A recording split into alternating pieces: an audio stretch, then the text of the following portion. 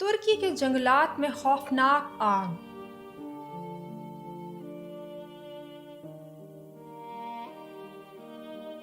आग तुर्क सयाहती हिते अंतालिया के जंगलात से शुरू हुई। अब तक 30 शहर आग की लपेट में आ चुके हैं। जंगलात की आग शहरी आबादियों तक पहुंच गई।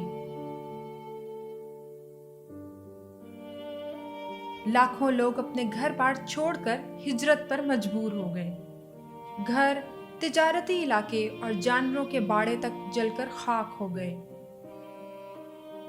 अब तक 4 अफराद के जाँ बहक होने की तस्दीक कर दी गई। दर्जनों अफराद जख्मी होकर अस्पताल मुंतकिल हो गए। आग की शिद्दत मुसलसल बढ़ रही है।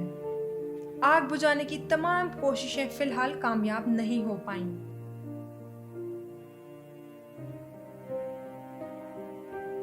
रूस और यूक्रेन ने जदीद मशीनरी फराहम कर दी।